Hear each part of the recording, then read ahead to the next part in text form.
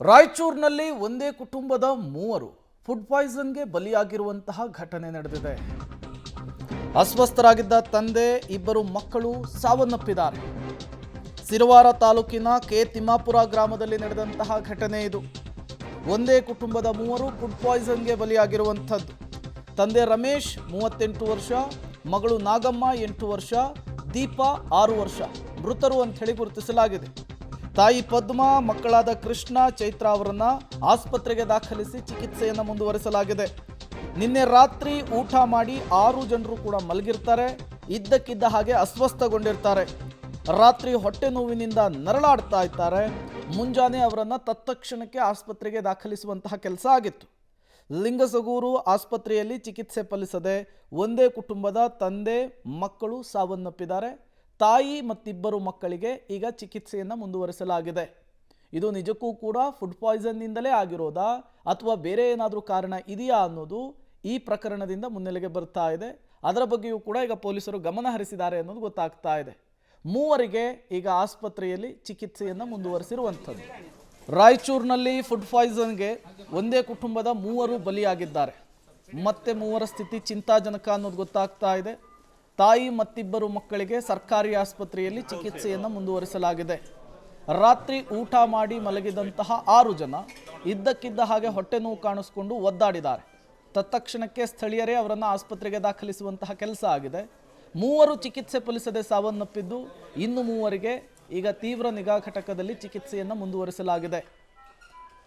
ಇದು ನಿಜಕ್ಕೂ ಕೂಡ ಫುಡ್ ಪಾಯ್ಸನ್ನಿಂದಲೇ ಆಗಿದ್ದ ಅನ್ನೋದು ಪ್ರಶ್ನೆ. ಅದರ ಜೊತೆಗೇನೆ ಬೇರೆ ಏನಾದರೂ ಕಾರಣ ಇದೆಯಾ ಅನ್ನುವಂತಹ ಅನುಮಾನ.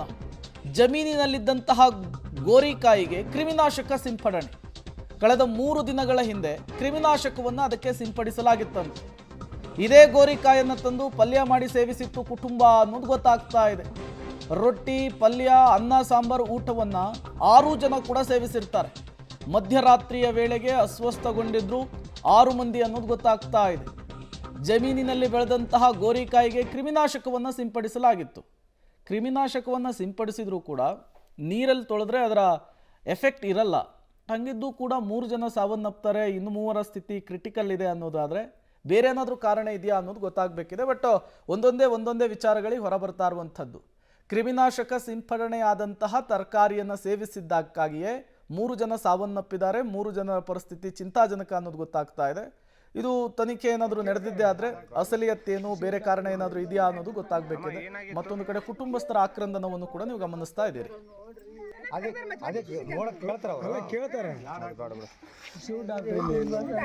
ಅಮ್ಮ ಏನಾಗಿತ್ತು? ಊಟ ಮಾಡ್ಯಾರ ಮಕ್ಕಂದರ ನೋಡ್ರಿ. ಏನು ಊಟ ಮಾಡಿದ್ರು? ಚೋಳೆಕಾಯಿ, ಜಾಳಿ, ರೊಟ್ಟಿ, ಅನ್ನ, ಸಾಂಬಾರು ಊಟ ಮಾಡ್ಯಾರ ನೋಡ್ರಿ. 4 ಮೊಮ್ಮಕ್ಕಳು, 2 ಗಂಡ ಹೆಂಡ್ರಿ. ಚೋಳಕಾಯಿ ಎಲ್ಲಿ ತಂದಿದ್ರಿ? ನಿಮ್ಮದೇ ಹೊಲನ? ರಮೇಶ್ ಎಷ್ಟು ಏಜ್ ಅವ್ರಿಗೆ? ಒಂದು 31, 36. ಇನ್ನೊಂದು ಹುಡುಗಿ ನಾಗರತ್ನ ಆಗಿರ್ಬೇಕು. ನಾಗಮ್ಮ. ಆ ಹುಡುಗಿ ಏಜ್ ಎಷ್ಟು ಇರ್ಬೇಕು? ಆ ಹುಡುಗಿ ಇನ್ನ ಒಂದು 6-7 ವರ್ಷ ಇರ್ಬೋದ್ರಿ ಅಷ್ಟೇ. 6 ವರ್ಷ. ಈಗ ಉಳಿದವ್ರು ತಾಯಿ ಮಗಳು? ತಾಯಿ ಮಗಳದ್ರಿ. ತಾಯಿ ಸ್ವಲ್ಪ ಮಾತಾಡ್ತಾಳ್ರಿ. ಮಗಳಿಗೆ ಫುಲ್ ಸೀರಿಯಸ್ ಐತ್ರಿ. ತಾಯಿ ಮಾತಾಡ್ತಾಳೆ, ಮಗಳಿಗೆ ಮತ್ತೆ ಸೀರಿಯಸ್ ಐತಿ. ತಾಯಿ ಹೆಸರೇನು? ತಾಯಿ ಹೆಸರು ಪದ್ಮ ರೀ. ಪದ್ಮ. ಇನ್ನೊಂದು ಹುಡುಗಿ ಉಳಿದತ್ತಲ್ಲ, ಆ ಹುಡುಗಿ ಹೆಸರು? ಇನ್ನೊಂದು ಹುಡುಗಿ ಹೆಸರು ದೀಪ. ದೀಪ ರೀ. ಉಳಿದ ಹುಡುಗಿನ ಅಂದ್ರೆ ಅಷ್ಟವಷ್ಟೇ ಐತಿ. ರಾಯಚೂರಿಗೆ ಹೋಗಿದ್ದಾರೆ ಇವಾಗ. ಅದು ಇನ್ನ ಸಾಲಿಗೆ ಹಾಕಿಲ್ಲ. ಚಿಕ್ಕ ಮಗು ಅದು ಒಂದು 6 ವರ್ಷ ಐತ್ರಿ. ಇನ್ನ ಒಂದು ಹುಡುಗ, ಇನ್ನೊಂದು ಹುಡುಗಿ ಇದಾವ್ರಿ. ಅವ್ರಿಗೆ ಇಬ್ಬರಿಗೆ ಚೆನ್ನಾಗಿದ್ದಾರೆ. ಅವ್ರನ್ನ ರಾಯಚೂರಿಗೆ ಹಾಸ್ಪಿಟ್ಲಿಗೆ ಹೋಗಕ ಇದು ಮಾಡಿ. ಟೋಟಲ್ 6 ಜನ ಅವರು. ಒಟ್ಟು 6 ಜನ ರೀ. ಮತ್ತಷ್ಟು ಡೀಟೇಲ್ಸನ್ನು ಕೊಡ್ತಾರೆ ವಿಜಯ್. ಏನಾಗಿತ್ತು ಅನ್ನೋದ್ರ ಬಗ್ಗೆ ನಿಖರವಾದಂಥ ಮಾಹಿತಿ ಸಿಗ್ತಾ ಇದೆಯಾ ಹೇಗೆ ಅಂತ? ಎಸ್ ಪ್ರೇಮ್, ಏನು ಈಗಷ್ಟೇ ಅವರ ಸಂಬಂಧಿಕರು ಅಂದರೆ ಏನು ಈಗಾಗಲೇ 3 ಜನ ಮೃತಪಟ್ಟಿದ್ದಾರೆ ಮತ್ತು ಇನ್ನು 3 ಜನ ತೀವ್ರ ಅಸ್ವಸ್ಥರಾಗಿದ್ದಾರೆ. ಈಗಾಗಲೇ ರಿಮ್ಸ್ ಆಸ್ಪತ್ರೆಯಲ್ಲಿ 3 ಜನರಿಗೆ ಚಿಕಿತ್ಸೆಯನ್ನು ಕೂಡ ಕೊಡಲಾಗ್ತಾ ಇದೆ. ಅವರ ಸಂಬಂಧಿಕರು ಹೇಳುವಂಥದ್ದು ಒಂದು 3-4 ದಿನಗಳ ಹಿಂದೆ ಅವರ ಜಮೀನಲ್ಲೇ ಬೆಳೆದಂಥ ಚವಳೆಕಾಯಿ ಏನಿದೆ ಅದಕ್ಕೆ ಕ್ರಿಮಿನಾಶಕವನ್ನು ಸಿಂಪಡಣೆ ಮಾಡಲಾಗಿತ್ತು. ಆ ಒಂದು ಚವಳೆಕಾಯಿಯನ್ನೇ ಅವರು ಪಲ್ಯವನ್ನು ಮಾಡಿಕೊಂಡು ನಿನ್ನೆ ರೊಟ್ಟಿಯ ಜೊತೆ ತಿಂದಿದ್ದಾರೆ. ರೊಟ್ಟಿ, ಚವಳೆಕಾಯಿ ಪಲ್ಯ, ಅನ್ನ, ಸಾಂಬಾರನ್ನು ಊಟ ಮಾಡಿದ್ರು. ಅದಾದ ನಂತರದಲ್ಲಿ ಹೊಟ್ಟೆ ನೋವು ಕಾಣಿಸ್ಕೊಂಡಿದೆ. ಅದೇ ಕಾರಣ ಆಗಿರಬಹುದು ಅನ್ನುವಂಥದ್ದನ್ನು ಹೇಳ್ತಾ ಇದ್ದಾರೆ. ಈಗ ನಾವು ರಿಮ್ಸ್ ಆಸ್ಪತ್ರೆಯಲ್ಲಿ ಇರುವಂಥದ್ದು. ಈಗಾಗಲೇ ಮೃತಪಟ್ಟಿರ್ತಕ್ಕಂಥ ರಮೇಶ್ ಅವರ ಪತ್ನಿ ಪದ್ಮ ಅವರಿಗೆ ಇಲ್ಲಿ ಚಿಕಿತ್ಸೆ ನೀಡಲಾಗ್ತಿರುವಂಥದ್ದು. ಅವರ ಪರಿಸ್ಥಿತಿ ಕೂಡ ಗಂಭೀರ ಆಗಿರುವಂಥದ್ದನ್ನು ನಾವು ತೋರಿಸ್ತಾ ಇದ್ದೀವಿ. ಅವರಿಗೆ ವೈದ್ಯರು ಕೂಡ ಈಗ ಚಿಕಿತ್ಸೆಯನ್ನು ಮುಂದುವರಿಸಿದ್ದಾರೆ. ಇನ್ನು ಇಬ್ಬರು ಮಕ್ಕಳಿಗೂ ಕೂಡ ಚಿಕಿತ್ಸೆ ನಡೆಸಿರುವಂಥದ್ದು. ಇಬ್ಬರು ಮಕ್ಕಳು ಈಗಾಗಲೇ ಮೃತಪಟ್ಟಿದ್ದಾರೆ. ನಿಜಕ್ಕೂ ಕೂಡ ಅವರ ಕುಟುಂಬಸ್ಥರೆಲ್ಲರೂ ಕೂಡ ಗಾಬರಿಯಾಗಿರುವಂಥದ್ದು. ಅವ್ರ ಕುಟುಂಬಸ್ಥರೆಲ್ಲರೂ ನನ್ನ ಜೊತೆ ಇದ್ದಾರೆ, ವೈದ್ಯರು ನನ್ನ ಜೊತೆ ಇದ್ದಾರೆ. ಅವ್ರನ್ನೂ ಕೂಡ ಮಾತಾಡ್ಸೋಣ. ಪ್ರೇಮಿ ಘಟನೆಗೆ ಕಾರಣ ಏನನ್ನುವಂಥದ್ದು, ಅವ್ರು ಏನು ಹೇಳ್ತಾರೆ ಅನ್ನೋಂಥದ್ದು.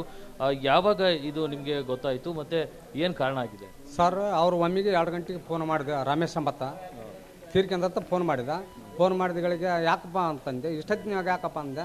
ಸಣ್ಣಪ್ಪ ಪೂರ ತ್ರಾಸಾಗಿದೆ, ಬಾರಪ್ಪ ಅಂತ ಮನೆ ಕಡೆಗೆ ಬಾ ಜಲ್ದಿ ಅಂತ ಓದಿವ್ರಿ ಸರ್. ಏನಾಗಿದಪ್ಪ ಅಂತ ಕೇಳಿದ್ವಿ.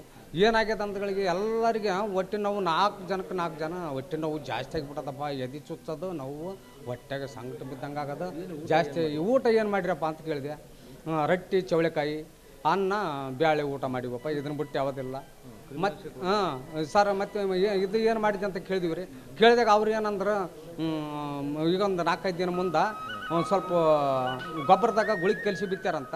ಚೌಳೆಕಾಯಿ ಅಲ್ಲೇ ಹತ್ರ ಇದ್ದಾವ, ಅದನ್ನ ತಗೊಂಬಂದು ಚೌಳೆಕಾಯಿ ಊಟ ಮಾಡ್ಯಾರ ಸರ್. ಅದಕ್ಕೆ ಆಗಿರ್ಬೋದಂತ ನಮ್ಗೆ ಭವಿಷ್ಯ ಸರ್. ಇಷ್ಟು ಇದು ಅವ್ರ ಸಂಬಂಧಿಕರು ಹೇಳ್ತಿರುವಂಥದ್ದು. ಇನ್ನು ಉಳಿದಂಥ ಈಗ ಪೇಷಂಟ್ಗಳು ಏನಿದ್ದಾರೆ ಅವ್ರ ಕಂಡೀಷನ್ ಹೇಗಿದೆ, ಈ ಘಟನೆ ಕಾರಣ ಏನು ಅನ್ನೋದನ್ನು ವೈದ್ಯರನ್ನ ಕೇಳೋಣ. ರಿಮ್ಸ್ ಆಸ್ಪತ್ರೆ ಏನು ಡಿಸ್ಟಿಕ್ ಸರ್ಜನ್ ಆದಂಥ ಡಾಕ್ಟರ್ ವಿಜಯ್ ಶಂಕರ್ ಅವರಿದ್ದಾರೆ, ಅವ್ರನ್ನ ಕೇಳೋಣ. ಸರ್, ಈಗ 3 ಜನರ ಪರಿಸ್ಥಿತಿ ಹೇಗಿದೆ ಈಗ? ನಮಸ್ಕಾರ. ಈಗ ರಮೇಶ್ ಡಿಸೀಸ್ಡ್ ಅವರ ಪತ್ನಿ ಪದ್ಮಾವಂತಿ ಅಂತ 47 ವರ್ಷ. ಈಗ ಸುಧಾರಣೆ ಆಗ್ತಾಯಿದ್ದಾಳೆ, ಚೇತರಿಕೆ ಆಗ್ತಾಯಿದೆ. ಇನ್ನೊಂದು 2 ಮಕ್ಕಳು, ಒಬ್ಬನು ಕೃಷ್ಣ ಅಂತ 9 ವರ್ಷ, ಇನ್ನೊಬ್ಬರು ಚೈತ್ರ ಅಂತ. 2 ಮಕ್ಕಳೂ PICU ಇಟ್ಟು ತೀವ್ರ ನಿಗಾ ಘಟ್ಟದಲ್ಲಿ ಇಟ್ಟಿದ್ದೀವಿ. ಅವ್ರೂ ಚೇತರಿಕೆಗೊಳ್ತಾ ಇದ್ದಾರೆ. ಏನು ಫುಡ್ ಪಾಯ್ಸನ್ಗೆ ಏನು ಕಾರಣ ಆಗಿರ್ಬೋದು? ಯಾಕಂದರೆ ಆ ಚೌಳೆಕಾಯಿಗೆ ಏನು ಕ್ರಿಮಿನಾಶಕ ಅಥವಾ ಒಂದು ಔಷಧಿ ಸಿಂಪಡಣೆ ಮಾಡಿತ್ತು, ಅದನ್ನೇ ಊಟ ಮಾಡಿದ್ದಕ್ಕೆ ಆಗಿದೆ ಅಂತ ಅವ್ರ ಸಂಬಂಧಿಕರು ಹೇಳ್ತಾರೆ. ನಿಮ್ಮ ಫೈಂಡಿಂಗ್ಸ್ ಏನಿದೆ? ಯಾಕೆಂದರೆ ಮೇಲ್ನೋಟಕ್ಕೆ ನಿಖರವಾದ ಮಾಹಿತಿ ಇಲ್ಲ. ಅವರು ಅಟೆಂಡರ್ ಒಂದು ಬಾಯಿಂದ ಕೇಳಿದಾಗ ಮಾಹಿತಿ ತೊಗೊಂಡಾಗ ಅದೇ ಚೌಳೆಕಾಯಿ ಮತ್ತು ಅನ್ನ ಸಾಂಬಾರು ಊಟ ಮಾಡಿದ್ದೀವಿ ಅಂತ ಹೇಳ್ತಾ ಇದ್ದಾರೆ. ಅದು ಚೌಳೆಕಾಯಿ ಗಿಡಗಳಿಗೆ 1 ದಿನ ಅಥವಾ 2 ದಿನ ಹಿಂದುಗಡೆ ಕೆಮಿಕಲ್ ಸಿಂಪಡಣೆ ಮಾಡಿದ್ದು ಒಂದು ಮಾಹಿತಿ ಸಿಗ್ತಾ ಇದೆ. ಈ ಎಕ್ಸಾಕ್ಟ್ಲಿ ಅದರಿಂದನೇ ಆಗಿದೆಯೋ ಅಥವಾ ಸಾಂಬಾರೆಲ್ಲ ಇದು ಬೇರೆ ಯಾವುದಾದ್ರೂ ಫುಡ್ ಪಾಯ್ಸನಿಂಗ್ ಆಗಿದೆ ಅಂತೇಳಿ ನಿಖರವಾಗಿ ಪೋಸ್ಟ್ ಮಾರ್ಟಮ್ ಆದ ನಂತರನೇ ನಿಖರವಾದ ಮಾಹಿತಿ ಸಿಗ್ತದೆ. ಈಗ 3 ಜನ ಈಗ ದಾಖಲಾಗಿದ್ದಾರೆ. ಅವ್ರ ಚಿಕಿತ್ಸೆಗೆ ಯಾವ ರೀತಿ ಸ್ಪಂದನೆ ಮಾಡ್ತಾ ಇದ್ದಾರೆ? ಈಗ ಚೆನ್ನಾಗಿದ್ದಾರೆ. ನಾವು ಈಗ ಅಗ್ರೆಸಿವ್ ಏನು ಟ್ರೀಟ್ಮೆಂಟ್ ಇಲ್ಲ. ಈ ವಿ ಆರ್ ಕೆಪ್ಟ್ ಅವ್ರ ಅಂಡರ್ ಅಬ್ಸರ್ವೇಷನ್ನು. ಬಟ್ ನಮ್ಮ ಒಂದು ಚಿಕಿತ್ಸೆಗೆ ಅವರು ಸ್ಪಂದನೆ ಕೊಡ್ತಾ ಇದ್ದಾರೆ.